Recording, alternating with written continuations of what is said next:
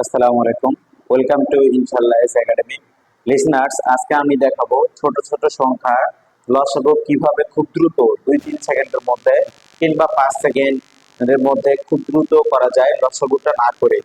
তো আমি আগে বলে রাখি, এই জাতীয় আমাদের এই ট্রিকটা শুধু তখনই কাজে দিবে যেগুলো হচ্ছে ছোট ছোট সংখ্যার লসাগু।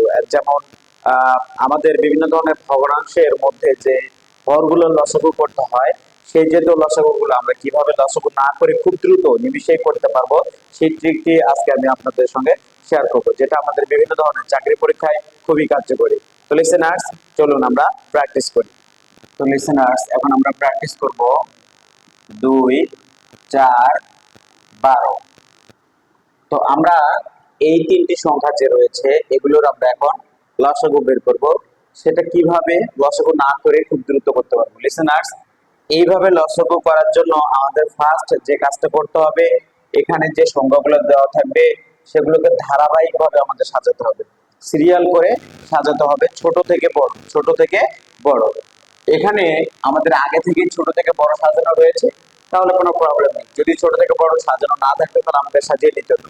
এখন আমাদের কি করতে হবে, দেখতে হবে যে এই যে প্রথম সংখ্যাটা রয়েছে এইটা দিয়ে শেষ সংখ্যাটাকে ভাগ যায় কিনা। তো এখানে আমাদের প্রথম সংখ্যা কত? 2। 2 দিয়ে 12কে অবশ্যই ভাগ যায়, কারণ 6 দ্বিগুণে 12। তার মানে এটা ক্রস, এটা গেল। এবার দেখো পরের সংখ্যাটা দিয়ে এটাকে ভাগ যায় কিনা। এখানে কত? 4। 4 দিয়ে আমাদের 12কে অবশ্যই ভাগ যায়, কারণ 3 4 12। তাহলে এটাও ক্রস। দ্যাটস মিন আমাদের 2 4 12 লসাগু হচ্ছে 12। তো এবার আমরা প্র্যাকটিস করব 18, 6, 54। তো লিসেনার্স, এই ক্ষেত্রে কিন্তু সংখ্যাগুলো ছোট থেকে বড় ধারাবাহিকভাবে সাজানো নেই। তাহলে আমাদের ফার্স্ট আগে সাজিয়ে নিতে হবে। যদি আমরা সাজিয়ে নেই তাহলে কি হবে? 6, 18, 54। তো এই ক্ষেত্রে আমাদের কি করতে হবে? প্রথমে দেখতে হবে এই ফার্স্ট সংখ্যা দিয়ে এই লাস্টের সংখ্যাটাকে নিঃশেষে বিভাজ্য হয় কিনা। 6 দিয়ে যদি আমরা করি 6 9 54, ডান। এবার পরেরটা দিয়ে দেখবো 18।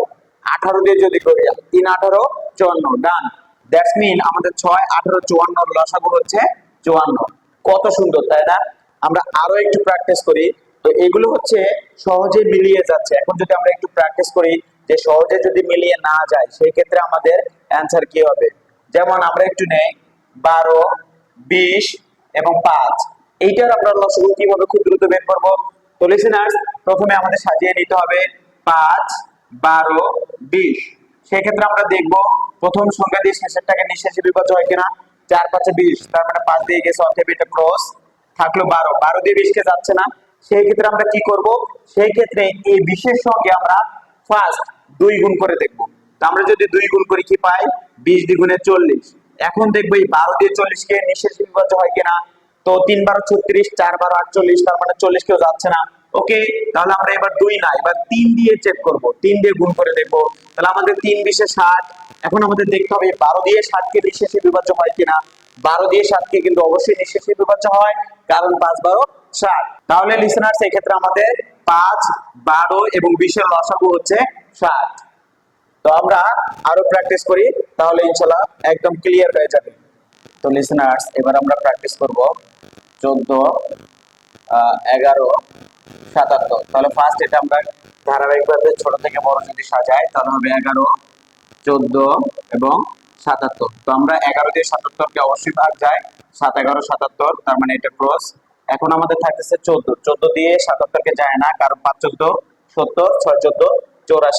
এই ক্ষেত্রে তাহলে আমরা কি করব? এই 77 এর সঙ্গে ফার্স্ট আমরা 2 গুণ করব। তাহলে 77 দুগুণে কত? 154, তাই না?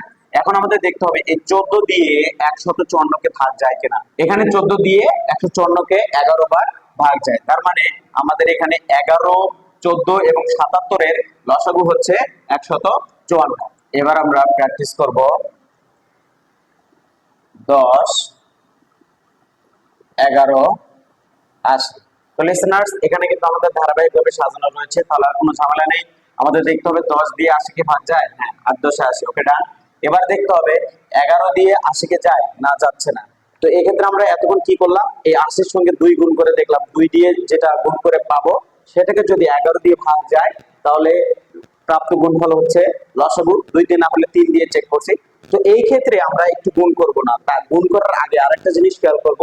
এখানকার যে সংখ্যাটা রয়েছে সেটা যদি মৌলিক সংখ্যা হয়, কি বলেছি এখানকার যে সংখ্যাটা রয়েছে সেটা যদি মৌলিক সংখ্যা হয় সেক্ষেত্রে জাস্ট একটা জিনিস চেক করব, এই মৌলিক সংখ্যা দিয়ে এটাকে সরাসরি ভাগ যায় কিনা। যদি না যায় তাহলে এখানকার এই দুইটি সংখ্যার গুণফলই হচ্ছে আমাদের নির্ণয় লসাগু। মানে 11 সঙ্গে যদি আমরা 80 গুণ করি তাহলে 8 11 88, তার মানে 880, অর্থাৎ 10 11 এবং 80 লসাগু হচ্ছে 880। তো লিসনার্স, এরকম আরেকটি আমরা প্র্যাকটিস করি আজকের মতো। তাহলে এখানে আমরা ক্লাস শেষ করে দিব। এবার আমরা নিব হচ্ছে 32 29 4।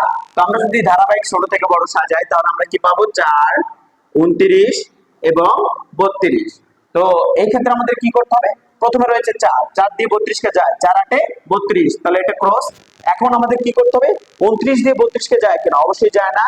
তাহলে আমরা কি করেছিলাম, এই 32 এর সঙ্গে 2 গুণ করেছিলাম, প্রাপ্ত গুণফল যদি 29 দিয়ে যায় তাহলে ওই প্রাপ্ত গুণফলই হচ্ছে আমাদের নির্ণয় লসাগু, 2 দিয়ে না হলে 3 দিয়ে।